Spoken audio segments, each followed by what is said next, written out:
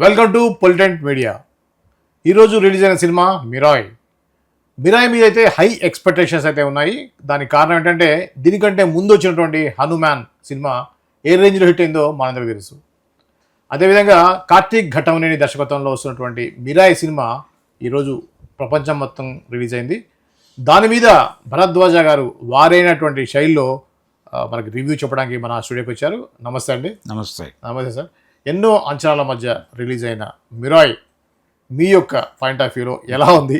Me type of విశ్లేషణ మా ప్రేక్షకుల కోసం చెప్పాలండి. అంటే సినిమా అనేది ప్రస్తుతం మార్కెట్ కోసం సినిమా తీస్తున్నట్టుగా తయారైంది. మార్కెట్ కోసం సినిమా తీయటం అంటే ఏ మార్కెట్ని అడ్రస్ చేస్తున్నాం మనం అనేది ముందే అనుకుంటున్నారు. అంటే లోకల్ మార్కెట్ కోసం ఒక తరహా కథ, పాన్ ఇండియా మార్కెట్కి వెళ్ళే పరిస్థితి ఉంటే దానికోసం ఇంకొక కథ, ఈ ధోరణిలో వెళ్ళిపోయారు డైరెక్టర్లు అందరూ. అలా ఈ సినిమాకి సంబంధించి తేజ సజ్జాకి వచ్చినటువంటి మార్కెట్, అతనికి హనుమాన్ సినిమా నుంచి క్రియేట్ అయినటువంటి మార్కెట్ని దృష్టిలో పెట్టుకుని ఆ తరహా కథని ఎంపిక చేసుకోవాలని అనుకున్నారు. కథ కాదు ఇక్కడ, సన్నివేశ కల్పనే. అంటే థియేటర్కల్ ఎక్స్పీరియన్స్ ఇచ్చేటువంటి సినిమాలు కావాలి అనేది. రెండోది, థియేటర్లకు జనం రావడం లేదు. ఈ మధ్య మనం చూసాము డైరెక్టర్ గారు 10 మందే ఉన్నారని చెప్తూ కొట్టుకున్నాడు ఆయన. కాబట్టి ఈ కండిషన్లో జనాల్ని థియేటర్లుగా రప్పించాలంటే థియేటర్కల్ ఎక్స్పీరియన్స్ ఇచ్చే కథలు కావాలి అని అనుకుని ఒక విచిత్రమైనటువంటి ప్రయోగం చేశాడు ఈయన కార్తీక్ ఘట్టమనేని, ఈ మిరాయి సినిమా డైరెక్టర్. ఆయన కొన్ని సన్నివేశాలు ఇలా ఉండాలి అని అనుకున్నాడు, ఆయన కెమెరామెన్ కూడా. కాబట్టి ఆ ఏరియాలో అతనికి టెక్నికల్ సైడ్ కొంత పట్టు ఉంది. ఏ సన్నివేశం తెర మీద ఎలా కనిపిస్తుంది అనే దానికి సంబంధించి ఆయనకున్న జ్ఞానం ఈ సినిమాలో కనిపించింది. టెక్నికల్గాను అలాగే విజువల్ పరంగాను సినిమా చాలా బాగుంది. అయితే కాన్సెప్చువల్ ఎర్రర్స్ ఉన్నాయి సినిమాలో. కాన్సెప్చువల్ ఎర్రర్స్ అంటే ఈ కథ మొదలవటమే కళింగ యుద్ధంతో మొదలవుతుంది. కళింగ యుద్ధం తర్వాత అశోకుడు తీవ్రంగా వేదన చెందుతాడు ఆ హింస అవన్నీ చూసి.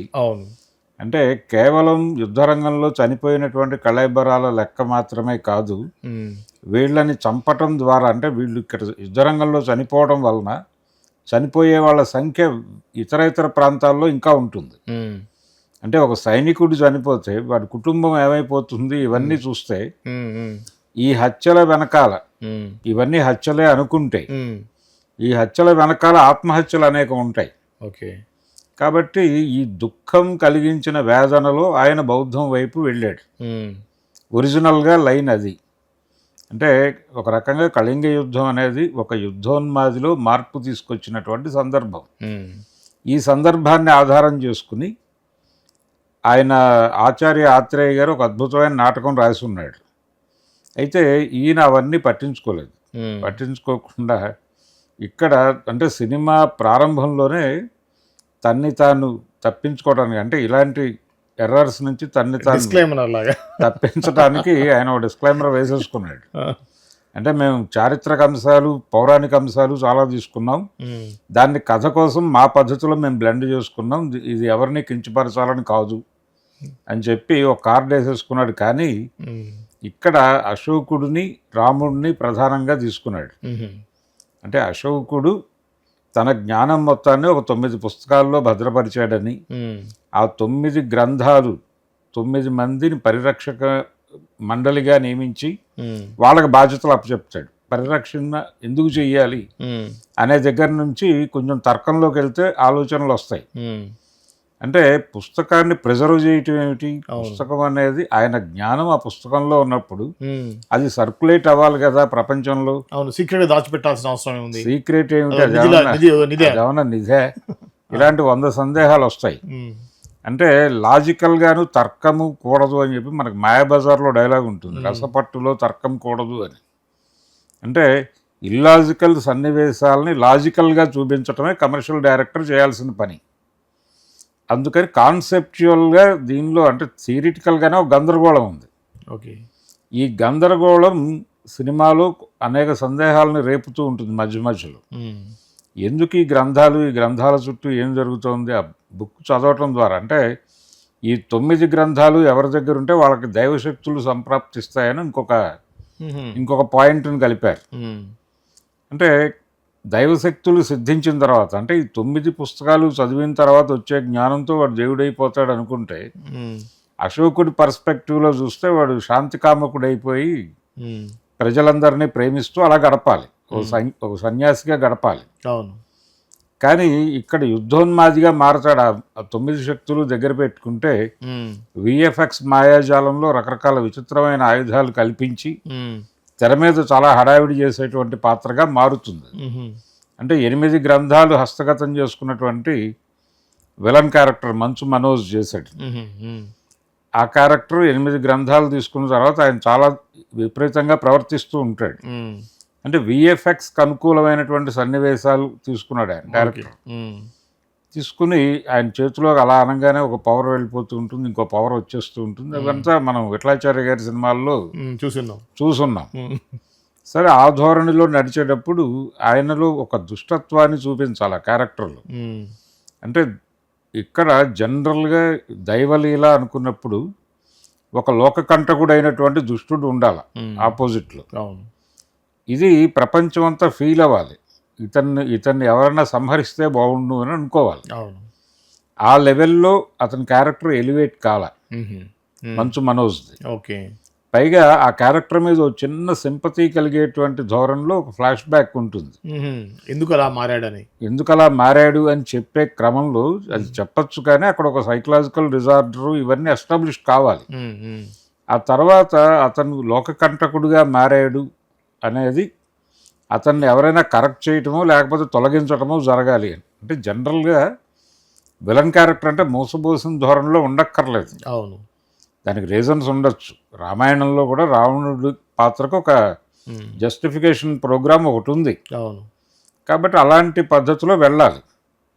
కానీ నేరేట్ చేసేటప్పుడు దీని డోసు అతనిలో ఉన్నటువంటి అతన్ని చంపాల్సిన అవసరాన్ని జస్టిఫై చేయాల్సినటువంటి అంశాలను తగ్గించక్కర్లేదు.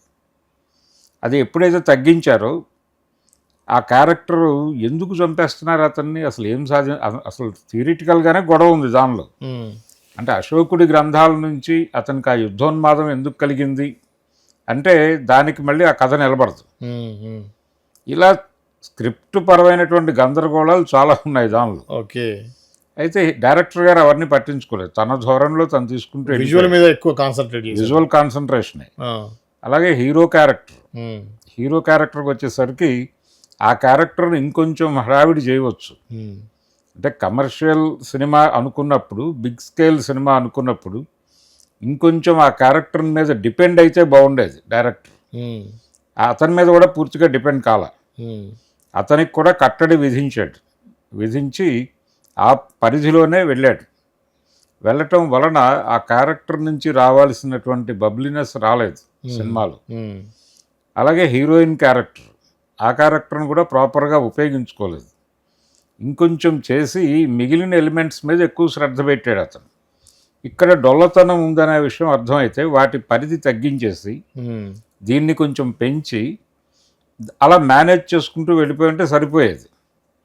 అది జరగకపోవటం వల్ల టోటల్గా సినిమా చూసిన తర్వాత బయటకు వచ్చిన ప్రేక్షకుడిని ఒక్కసారి ఏమిటి పరిస్థితి అంటే ఏం చెప్పాలో అర్థం కాని కండిషనే. కానీ విజువల్గా బాగుంది సినిమా. థియేట్రికల్ ఎక్స్పీరియన్స్ ఇచ్చినటువంటి సినిమా అది. థియేట్రికల్ ఎక్స్పీరియన్స్, కెమెరా వర్క్ చాలా బాగుంది, ప్రతి షాట్ బాగా తీసాడు. అలాగే ప్రతి ఆర్టిస్ట్ నుంచి తను ఏమనుకున్నాడో అది రాబట్టగలిగాడు. మంచు మనోజ్ అయితే తనకు ఉన్నటువంటి పరిధిలో ఒక రకమైన విశ్వరూప ప్రదర్శన చేశాడు. అంటే మనకి చాలా వాంటింగ్ ఉంది విలన్ క్యారెక్టర్. మంచు మనోజ్ డెఫినెట్గా ఈ ఏరియాలో రాణించగలడు అనేటువంటి ఒక కాన్ఫిడెన్స్ అయితే ఇచ్చాడు.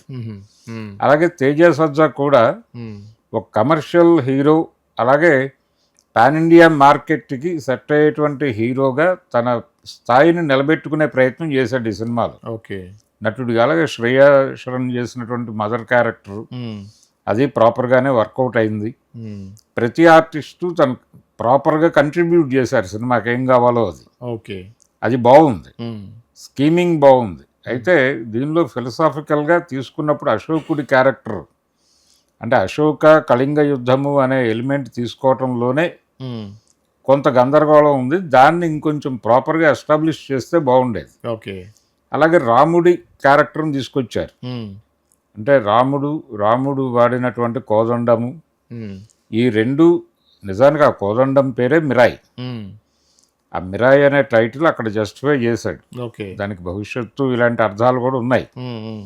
అది తీసుకున్నప్పుడు ఈ రెండింటిని ఎలా కలుపుతావు అన్నది. అశోకుడి గొడవ వేరు, అవును, రాముడి గొడవ వేరు. ఈ రెండింటిని బ్లెండ్ చేయటం కొంచెం తలకాయ నొప్పి పనే. దాన్ని భుజానికి ఎత్తుకున్నాడు ఆ డైరెక్టర్. అంటే ఆల్రెడీ సమాజంలో ఒక ఘర్షణ జరుగుతోంది, రామాయణం మీద ఒక ఘర్షణ ఉంది. అవును. అలాగే బౌద్ధాన్ని రామాయణానికి ప్యారలల్గా తీసుకుని కొన్ని సెక్షన్స్ నడుస్తున్నాయి. అవును. ఒక థియరిటికల్ కాన్ఫ్లిక్ట్ ఉంది ఆ రెండు ఐడియాలజీస్ మధ్య. దీన్ని ఏమాత్రము పట్టించుకోకుండా రెండింటిని కలిపి ఒకదానికొకటి ఎన్హాన్స్ చేసుకునే శక్తులుగా చూపించడం అనేది జనాలు కథలో లీనం కాకపోవడానికి కారణమైంది. ఓకే. అంటే ఇప్పుడున్న యూత్ జనరేషన్కి ఇంత డీటెయిల్గా రాముడి యొక్క త్రేతాయుగం కానివ్వండి, అశోక చక్రవర్తి గురించి ఏదో హిస్టరీలో చెట్లు నాటబెట్టాడు అని తప్పితే అంతకుమించి ఏం తెలియదు. కళింగ యుద్ధం, అశోకుడు చెట్లు నాటాను అలాంటిది. అంటే ఇప్పుడున్న యూత్కి కొంత ఎక్కే అవకాశం ఉందంటారా? అంటే విజువల్గా ఉంది సినిమా, విజువల్గా బాగుంది. విజువల్గా బాగుండటమే అతని లక్ష్యం. ఓకే. అలాగే యాక్షన్ సన్నివేశాలు, విఎఫ్ఎక్స్కి ఆయన తీసుకున్నటువంటి స్కోపు, స్పాను, ఇవన్నీ బాగానే ఉన్నాయి. ఓకే. అంటే మీరు చెప్పేది ఎలా ఉందంటే విజువల్ ఎఫెక్ట్స్ కోసం కథ రాసినారా, కథ కోసం విజువల్ ఎఫెక్ట్స్ అనేది డౌట్ వస్తుంది. విజువల్ ఎఫెక్ట్స్ కోసమే కథ రాశారు. అంటే కథ అనుకునేటప్పుడు వీళ్ళలో నేను ఇందాకే అన్నాను, మార్కెట్ కోసం ఏ మార్కెట్కి మనం కథ చెప్తున్నాము అనేది ముందుగా అనుకుంటున్నారు. ఓకే. అనుకున్న తర్వాత రాజమౌళి గారు ఆ మధ్య మాట అన్నాడు, అంటే థియేటర్కి జనం రావటం లేదంటే థియేటర్కల్ ఎక్స్పీరియన్స్ అనేటువంటిది మీరు యాడ్ చేయకపోతే థియేటర్కి జనం రాకపోవచ్చు అన్నాడు. అంటే ఈ సినిమాని పెద్ద స్క్రీన్ మీద చూడాలి అనేటువంటి ఫీలింగ్ అనే అనుభూతి కలిగించాలి. అనుభూతి కలిగించాలంటే మీ సినిమాని అద్భుత రసంలో చెప్పాలి. మీరు చెప్పేది పేదవాడి కథే కావచ్చు, దాన్ని అద్భుత రసంలో చెప్పండి అని. అంటే శంకర్ చేశాడు ఆ పనులు ఆల్రెడీ. మనకి గతంలో ఆయన తీసినటువంటి లంచం మీద తీసిన భారతీయుడు అనే ఫస్ట్ పార్ట్, అది అద్భుత రసంలోనే నడుస్తుంది సినిమా. అలా జానపదాన్ని బ్లెండ్ చేసుకుంటూ వెళ్ళొచ్చు కథలో సరదాగా, అది వర్కౌట్ అవుతుంది. ఈ మధ్య కొత్తలో కానీ ఒక సినిమా వచ్చింది మలయాళం నుంచి, అది నీలి అనేటువంటి ఒక కథ, ఓ జానపద కథ. అది కూడా ప్యారలల్గా రన్ అవుతూ ఉంటుంది సినిమాలు. వాటి రెండింటిని అంటే ప్రజెంట్ సొసైటీకి ఆ కథని లింక్ చేయటంలో డైరెక్టర్ మెలకువ, చాలా మెలకువలు చూపించాడు ఆయన. ఓకే. అందుకని ఆ సినిమా కనెక్ట్ అయింది జనాలకి. అంటే హీరో కాళ్ళు నేల మీదే ఉండాలి. రాఘవేంద్రరావు అయినా లేకపోతే మన్మోహన్ దేశాయ్ అయినా పాటించిన సూత్రం అదే. అంటే హీరో నేల మీద నిలబడి ఉండాలి. కానీ ప్రతి సామాన్యుడికి కళలు ఉంటాయి. ఆ కళలు బిగ్గర్ స్కేల్లో తెర మీద కనిపించాలి. ఈ రెండింటినీ బ్యాలెన్స్ చేయాలి. ఆయన హీరో డ్రైవర్ రాముడు, ఆయన లారీ నడుపుకుని కుటుంబాన్ని పోషించుకుంటాడు. లేకపోతే బి గోపాల్ గారి హీరో లారీ డ్రైవర్, ఆయన బనీన్ వేసుకుని ఏదో తిరుగుతూ ఉంటాడు. కానీ సామాన్యుడికి ఉండేటువంటి కళలు కూడా సినిమాలో కనిపిస్తాయి. అంటే ఒక డబ్బులున్న అమ్మాయి, ఆ అమ్మాయితో ఘర్షణలు, ఇవన్నీ పెట్టడం ద్వారా సామాన్యుడికి ఒక సాటిస్ఫాక్షన్ కూడా కలగాలి సినిమాలు. ఇలాంటి అంటే నేల విడిచి సాము చేయకూడదు ఇప్పుడు. దీన్ని పాటించారు. కమర్షియాలిటీ అంటే నేలవాడి జీవితాన్ని బిగ్ స్కేల్లో ఎలా చూపించాలి. పాతాళ భైరవిలో చేసింది కూడా అదే కేవీ రెడ్డి గారు. తోటరాముడు నేల మీదే ఉంటాడు, కానీ కోటను గెలవాలి, రాజకుమారిని గెలవాలి అనేటువంటి సామాన్యుడి కోరికని ఆ సినిమా ప్రతిఫలిస్తుంది. ఓకే. అందుకని అది బిగ్ స్కేల్లో ఆడియన్స్ని గ్రాప్ చేసింది. అంటే ఫైనల్గా ఇప్పుడు మిరాయి సినిమాని థియేటర్ ఎక్స్పీరియన్స్ కోసం చూడొచ్చు అంటారా? వన్ టైం వాచ్ అంతే, అంతకుమించి ఏమీ లేదు సినిమాలో. అంతకుమించి ఏం తర్కం గురించి వెళ్లకుండా. అయితే కొంత ఏంటంటే భరద్వాజ్ గారు ప్రభాస్ ఉన్నాడు అని, ప్రభాస్ లేడు అని, లేదు ఆయన వాయిస్ ఓవర్ ఉందని రకరకాలుగా ఉంది. యాక్చువల్ ఏంటి, ప్రభాస్ గాత్రాన్ని వాడుకున్నారండి సినిమాకి ఒక ఎంట్రీ కోసం. అంటే ఈ కళింగ యుద్ధము, అశోకుడు, ఆయనలో వచ్చినటువంటి పశ్చాత్తాపం, దాని గురించినటువంటి ఒక చిన్న వివరణ, అలాగే concluding part, starting ending ending. Okay. ఈ రెండింటిని ప్రపంచానికి తెలియజేయడం కోసం ఆయన వాయిస్ను వాడుకున్నారు అంతే. ఓకే ఓకే అంతకుమించి ఆయన తెర మీద కనిపించటము ఇలాంటివి ఏమీ లేవు. ఓకే అలాగే ఈ సినిమాకి సంబంధించి కొంచెం పాజిటివ్ మాటలు చెప్పినటువంటి చిరంజీవి గారికి కూడా థ్యాంక్స్ చెప్పారు. అంటే ఈ ఈ సినిమాకి సంబంధించి ఆయన 2-3 మంచి మాటలు చెప్పున్నాడు. ఈ తరహా సినిమాలు బిగ్ స్కేల్లో రావాలి. రెండోది ఆయనకి ఈ విజువల్ వండర్ సినిమాల మీద అంటే ఫ్యాంటసీ మిక్స్ అయిన సినిమాల మీద ఆయనకు చాలా ఇంట్రెస్ట్ ఉంది చిరంజీవి గారికి. అందుకని ఆ ఏరియాలో ఎక్కడో మాట్లాడాడు ఆయన. ఓకే ఆయనకు కూడా థ్యాంక్స్ చెప్పారు.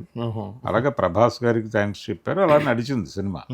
అయితే దీనికి సీక్వెల్ ఉంటుంది అనేటువంటి ఒక హింట్ ఇచ్చారా? హింట్ ఇస్తూ సినిమాని కంక్లూడ్ చేశారు. ఓకే ఇది కమర్షియల్గా బిగ్గర్ స్కేల్లో వర్కౌట్ అవుతుందా లేదా అనేది చూడాలి. ఓకే ఓకే అంటే బయటకు వచ్చిన ప్రేక్షకుడు అయితే సినిమా బాగాలేదు అనే మాట కాదు కానీ రాలేదండి. అవును నెగిటివ్ రాలేదు, కానీ అలాగని ఇది అద్భుతము అని కూడా అనటం లేదు. అనట్లేదు. అవును పర్వాలేదు అనే మాట నడుస్తోంది. అంటే థియేట్రికల్ ఎక్స్పీరియన్స్ కోసం సినిమా చూడాలన్నప్పటికీ పర్వాలేదు అనే మాట పట్టుకుని థియేటర్కి వెళ్ళటానికి ప్రేక్షకులు సిద్ధంగా లేరు. అద్భుతం అనే మాట బయటకు వస్తే తప్ప థియేటర్ వైపు కాళ్ళు కదలటం లేదు. ఓకే అవును. కాబట్టి ఇది ఎలాగూ వీళ్ళ టార్గెట్ థియేటర్కి రప్పించడమే అనుకున్నప్పుడు కథ మీద ఇంకొంచెం కసరత్తు చేసుంటే బాగుండేది. ఓకే లేదు అశోకుడి పార్క్ వరకు పక్కన పెట్టేసిన మీరు రాముడు రావణుడు అనే కాన్ఫ్లిక్ట్లో అనుకున్నప్పుడు ఈ లోకకంటకుడు అనే విషయాన్ని ఇంకొంచెం బలంగా రూటెడ్గా చెప్పుంటే బాగుండేది. మంచు మనోజ్ క్యారెక్టర్ని అంటే క్యారెక్టర్ డీటెయిల్స్ వర్కౌట్ చేసుంటే బాగుండేది. ఆ డీటెయిల్స్ వర్కౌట్ చేయటం అనేది ఈ మధ్య కాలంలో సందీప్ బాగా చేస్తున్నాడు, సందీప్ రెడ్డి వంగ. ఆ పద్ధతిలో ఈ క్యారెక్టర్ డీటెయిల్స్ వర్కౌట్ చేస్తుంటే సినిమాకి డెఫినెట్గా ఉపయోగపడేది. అలాంటి కొన్ని మిస్టేక్స్ ఉన్నాయి. దీన్ని కరెక్ట్ చేసుకుని ఫర్దర్గా మంచి సినిమాలు తీస్తాడని అనుకుందాం, ఆశిద్దాం. ఓకే థ్యాంక్ యూ అండి. Thank you. ఇది అండి ఈరోజు రిలీజ్ అయినటువంటి మిరాయ్ సంబంధించి పూర్తి విశ్లేషణ. సినిమా ఎలా ఉంది ఏంటనేది భరద్వాజ గారు చెప్పిన ప్రకారం 1 టైం వాచ్. అది కాకుండా థియేట్రికల్ ఎక్స్పీరియన్స్ని చేయాలనుకున్నప్పుడు ఖచ్చితంగా ఈ సినిమా బాగుంటుంది అంటున్నారు. ఇది ఈ విశ్లేషణ. మరో అంశంతో మళ్ళీ కలుద్దాం. అంతవరకు చూస్తూనే ఉండండి పొలిటెంట్ మీడియా.